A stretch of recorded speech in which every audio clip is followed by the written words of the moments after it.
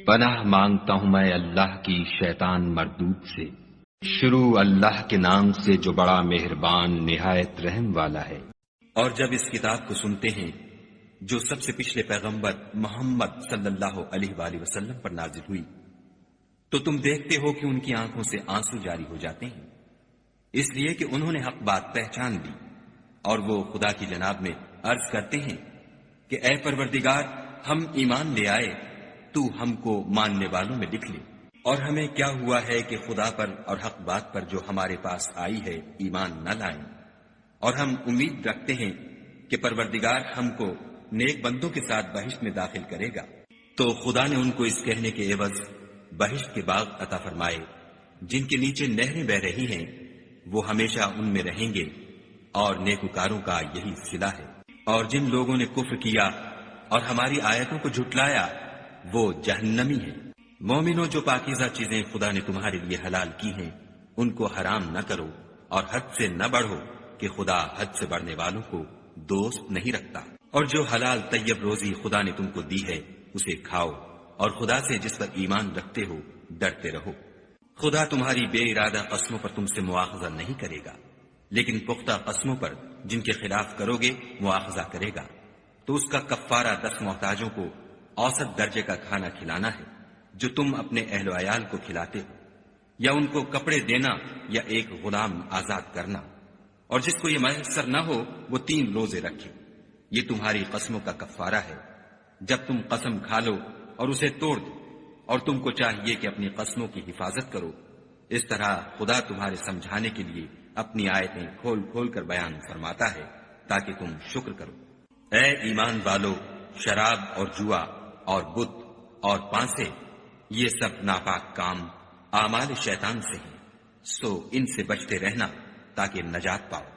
شیطان تو یہ چاہتا ہے کہ شراب اور جوئے کے سبب تمہارے آپس میں دشمنی اور رنجش ڈلوا دے، اور تمہیں خدا کی یاد سے اور نماز سے روک دے، تو تم کو ان کاموں سے باز رہنا چاہیے، اور خدا کی فرما برداری اور رسول خدا کی اطاعت کرتے رہو اور ڈرتے رہو۔ اگر منہ پھیرو گے تو جان رکھو کہ ہمارے پیغمبر کے ذمے تو صرف پیغام کا کھول کر پہنچا دینا ہے۔ جو لوگ ایمان لائے اور نیک عمل کرتے رہے ان پر ان چیزوں کا کچھ گناہ نہیں جو وہ کھا چکے، جبکہ انہوں نے پرہیز کیا اور ایمان لائے، اور نیک کام کیے، پھر پرہیز کیا اور ایمان لائے، پھر پرہیز کیا اور نیکوکاری کی، اور خدا نیکوکاروں کو دوست رکھتا ہے۔ مومنوں، کسی قدر شکار سے جن کو تم ہاتھوں اور نیزوں سے پکڑ سکو خدا تمہاری آزمائش کرے گا، یعنی حالت احرام میں شکار کی ممانعت سے، تاکہ معلوم کرے کہ اس سے غائبانہ کون ڈرتا ہے، تو جو اس کے بعد زیادتی کرے اس کے لیے دکھ دینے والا عذاب تیار ہے۔ مومنوں، جب تم احرام کی حالت میں ہو تو شکار نہ مارنا، اور جو تم میں سے جان بوجھ کر اسے مارے تو یا تو اس کا بدلہ دے، اور وہ یہ ہے کہ اسی طرح کا چار پایا جسے تم میں سے 2 معتبر شخص مقرر کر دیں قربانی کرے، اور یہ قربانی کعبے پہنچائی جائے، یا کفارہ دے، اور وہ مسکینوں کو کھانا کھلانا ہے، یا اس کے برابر روزے رکھے تاکہ اپنے کام کی سزا کا مزہ چکھے۔ اور جو پہلے ہو چکا وہ خدا نے معاف کر دیا، اور جو پھر ایسا کام کرے گا تو خدا اس سے انتقام لے گا، اور خدا غالب اور انتقام لینے والا ہے۔ تمہارے لیے دریا کی چیزوں کا شکار اور ان کا کھانا حلال کر دیا گیا ہے، یعنی تمہارے اور مسافروں کے فائدے کے لیے، اور جنگل کی چیزوں کا شکار جب تک تم احرام کی حالت میں ہو تم پر حرام ہے، اور خدا سے جس کے پاس تم سب جمع کیے جاؤ گے ڈرتے رہو۔ خدا نے عزت کے گھر یعنی کعبے کو لوگوں کے لیے موجب امن مقرر فرمایا ہے، اور عزت کے مہینوں کو اور قربانی کو اور ان جانوروں کو جن کے گلے میں پٹے بندھے ہوں،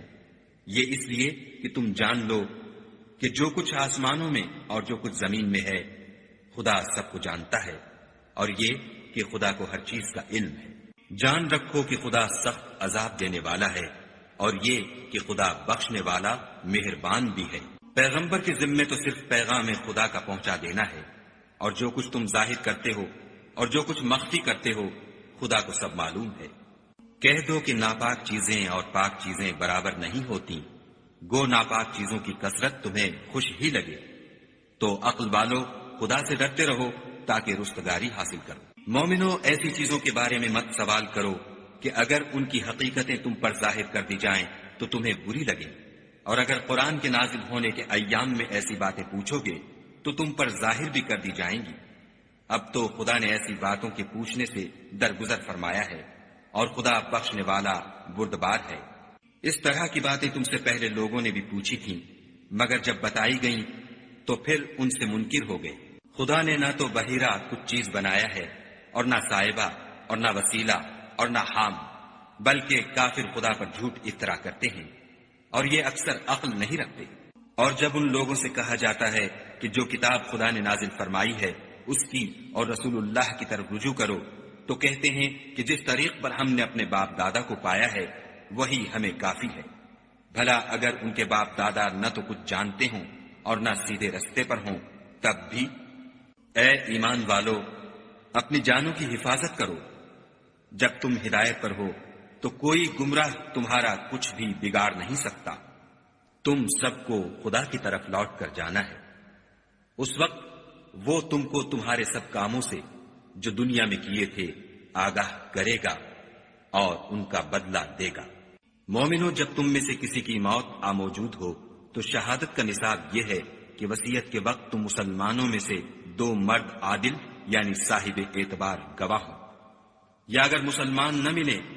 اور تم سفر کر رہے ہو اور اس وقت تم پر موت کی مصیبت واقع ہو تو کسی دوسرے مذہب کے 2 شخصوں کو گواہ کر لو۔ اگر تم کو ان گواہوں کی نسبت کچھ شک ہو تو ان کو عصر کی نماز کے بعد کھڑا کرو، اور دونوں خدا کی قسمیں کھائیں کہ ہم شہادت کا کچھ عوض نہیں لیں گے، گو ہمارا رشتہ دار ہی ہو، اور نہ ہم اللہ کی شہادت کو چھپائیں گے۔ اگر ایسا کریں گے تو گناہ گار ہوں گے۔ پھر اگر معلوم ہو جائے کہ ان دونوں نے جھوٹ بول کر گناہ حاصل کیا ہے تو جن لوگوں کا انہوں نے حق مارنا چاہا تھا ان میں سے ان کی جگہ اور 2 گواہ کھڑے ہوں جو میت سے قرابت قریبہ رکھتے ہوں، پھر وہ خدا کی قسمیں کھائیں کہ ہماری شہادت ان کی شہادت سے بہت سچی ہے اور ہم نے کوئی زیادتی نہیں کی۔ ایسا کیا ہو تو ہم بے انصاف ہیں۔ اس طریق سے بہت قریب ہے کہ یہ لوگ صحیح صحیح شہادت دیں، یا اس بات سے خوف کریں کہ ہماری قسمیں ان کی قسموں کے بعد رد کر دی جائیں گی، اور خدا سے ڈرو اور اس کے حکموں کو گوشے ہوش سے سنو، اور خدا نافرمان لوگوں کو ہدایت نہیں دیتا۔ وہ دن یاد رکھنے کے لائق ہے جس دن خدا پیغمبروں کو جمع کرے گا، پھر ان سے پوچھے گا کہ تمہیں کیا جواب ملا تھا۔ وہ عرض کریں گے کہ ہمیں کچھ معلوم نہیں، تو ہی غیب کی باتوں سے واقف ہے۔ جب خدا عیسیٰ سے فرمائے گا کہ اے عیسیٰ ابن مریم، میرے ان احسانوں کو یاد کرو جو میں نے تم پر اور تمہاری والدہ پر کیے، جب میں نے روح القدس یعنی جبرائیل سے تمہاری مدد کی، تم جھولے میں اور جوان ہو کر ایک ہی نسق پر لوگوں سے گفتگو کرتے تھے، اور جب میں نے تم کو کتاب اور دانائی اور تورات اور انجیل سکھائی، اور جب تم میرے حکم سے مٹی کا جانور بنا کر اس میں پھونک مار دیتے تھے تو وہ میرے حکم سے اڑنے لگتا تھا، اور مادرزاد اندھے اور سفید داغ والے کو میرے حکم سے چنگا کر دیتے تھے، اور مردے کو زندہ کر کے قبر سے نکال کھڑا کرتے تھے، اور جب میں نے بنی اسرائیل کے ہاتھوں کو تم سے روک دیا جب تم ان کے پاس کھلے ہوئے نشان لے کر آئے تو جو ان میں سے کافر تھے کہنے لگے کہ یہ تو صریح جادو ہے، اور جب میں نے حواریوں کی طرف حکم بھیجا کہ مجھ پر اور میرے پیغمبر پر ایمان لاؤ، وہ کہنے لگے کہ پروردگار ہم ایمان لائے، تو شاہد رہیو کہ ہم فرما بردار ہیں۔ وہ قصہ بھی یاد کرو جب حواریوں نے کہا کہ اے عیسیٰ ابن مریم، کیا تمہارا پروردگار ایسا کر سکتا ہے کہ ہم پر آسمان سے طعام کا خوان نازل کرے؟ انہوں نے کہا کہ اگر ایمان رکھتے ہو تو خدا سے ڈرو۔ وہ بولے کہ ہماری یہ خواہش ہے کہ ہم اس میں سے کھائیں اور ہمارے دل تسلی پائیں، اور ہم جان لیں کہ تم نے ہم سے سچ کہا ہے، اور ہم اس خوان کے نزول پر گواہ رہیں۔